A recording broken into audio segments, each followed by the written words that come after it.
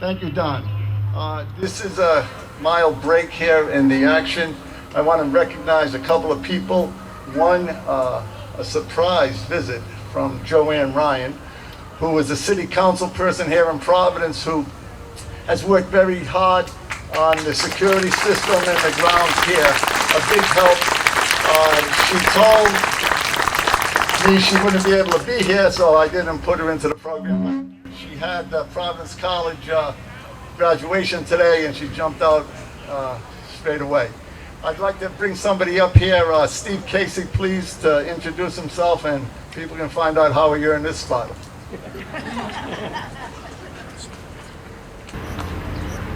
Thank you very much. My name is Stephen Casey. I'm a state representative here in the state of Rhode Island for the past 11 years. I'm a 17-year union firefighter from Woonsocket, Rhode Island, and I'm trying to do the best I can for the people of Rhode Island up at the State House.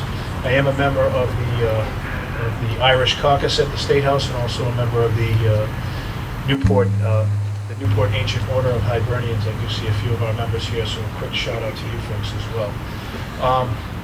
I'd like to bring you the greetings of the state of Rhode Island from the Speaker of the House, Joseph Sicarci, and also thank God for such a beautiful day here in Providence to enjoy this memorial service. As you can tell from the introduction a little bit, I wear many hats, and I've decided to throw one of those hats into the ring for the Congressional District 1 seat. And I'd just like to let you know that I'm aware that Congressman Cicilline and the entire Rhode Island delegation are very large supporters of the 1988's Good Friday Agreement, and that they're aware of the potential threat to the agreement that the Brexit controversy represents. I want you to know that I heartily agree with the Congressman's positions on those matters, and I'll do my best to continue that support if elected to this seat. I don't want to take up too much more of your time. I just want to let you know that I'm very grateful for the opportunity to be here to celebrate our Irish heritage and to enjoy this beautiful memorial. I'm grateful also for all the gentlemen who gave their life and their time to change the world's perception of the continued Irish struggle for peace, freedom, and dignity. Thank you very much.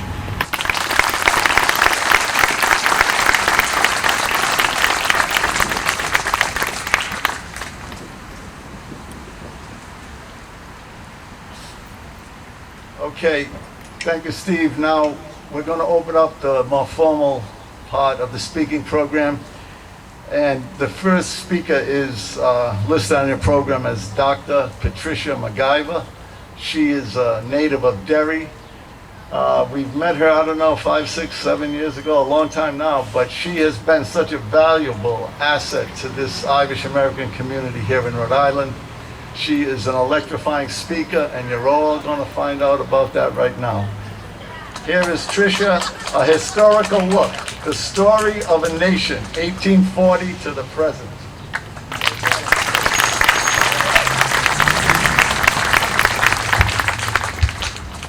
Thank you, Jim. No pressure. There is no more powerful force than a people steeped in their history, and there is no higher cause than honoring our struggle and our ancestors by remembering. These are the words of Loney Bunch, who's the first African American to serve as head of the Smithsonian, reminding us of the power of remembrance. And so you see, it is no mistake that we chose this place to honor the 1981 martyrs. For laid out before you in this beautiful riverside park is the story of a nation. Tragic, prophetic, yet powerful. A story of a struggle against injustice and brutality that spans centuries. The story of a people who sought to free themselves from the tyranny of imperialism. And it's a story, too, of great heroism, endurance, and optimism. For here in this place, we remember the great hunger of the 1840s, the 1916 Rising, and now today, the 1981 hunger strikers. These were all tragic but formative events that altered the course of a nation. All chapters in that same struggle of an oppressed people. And Gortamore, the great hunger, so sensitively depicted here, is a poignant reminder of a cruelty imposed upon our people. For it was a wrong inflicted, not just a wrong suffered, a population decimated. And as the coffin ships left Ireland's west coast, bound for these shores, from the east coast sailed British ships laden with Irish produce and livestock. And what lay between? A starving people, corpse-filled cottages, unmarked roadside trenches piled high with the bodies of those that succumbed to hunger and disease. But for those that survived that story of betrayal and exploitation, there sparked a renewed aspiration for independence. And the famine's legacy is now well documented in a recent study from Trinity College Dublin entitled Deep Roots of Rebellion.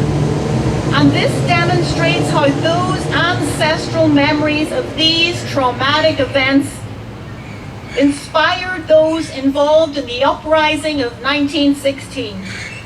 A new genesis of political activism was born.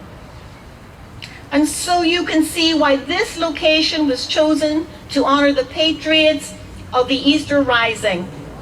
Revolutionaries who gave all, a small but gallant band that took on the might of the largest empire on earth, who rose up in unity and defiance against the tyranny of colonialism. Visionaries whose template for justice and equality, so poetically expressed in our proclamation, have not only influenced future Irish generations, but democracies all around the world. And like the men and women of 1916, a new generation sought to end centuries of British rule. The 10 men we honor today were born into a sectarian state, one in which they were denied civil rights and opportunities, excluded from power, brutalized by a sectarian police force, injustice all around them. A repressive regime that left them no other pathway than to take up arms to defend their communities. Another phase in that same struggle began. Men and women of one allegiance who carried in their hearts that same thirst for justice and equality. And like the 1916 patriots, they fostered something beyond self. They refused to give up on a vision that so many before them had died for. They were joined by the men and women of Longcash and Armagh jails in what became known as the greatest prison protest ever undertaken. The clear intent of the authorities was to break their will. They were assaulted, brutalized, and starved. But they could not break one single prisoner who refused to be broken. And for their principles, 10 men would die a slow and agonizing death, so that Ireland's fight could not be criminalized. So here today, we acknowledge the power of remembrance. For indifference serves only the aggressor. This is the story of our people and 800 years of oppression. These were all moments of national sacrifice that were hugely consequential in our history. We solemnly remember all generations of Irish men and women who fought and died in the pursuit of freedom. Let us not lament their loss, but rather rededicate ourselves to fulfilling their aspirations. Let their words leap from the history books to sustain us. In the immortal words of Bobby Sands, words that no doubt will be spoken many times over today, let us seek that inner thing that lies in the hearts of heroes dead and screams in tyrants' eyes. Take up the mantle, help complete their journey. For you see, my friends, in the words of Padraig Pearse at the graveside of O'Donovan Rossa, the fools, the fools, the fools, they have left us our Fenian dead. Don't they know? Life springs from death, and from the graves of our patriot men and women springs living nations. Today, change is sweeping across Ireland, with further historic elections just this weekend.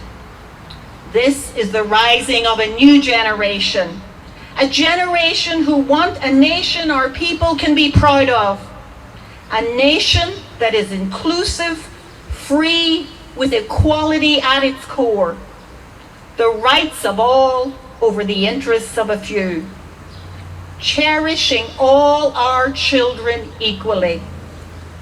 Let us turn this opportunity into reality. Organize, persevere, agitate for a new and united Ireland in our time.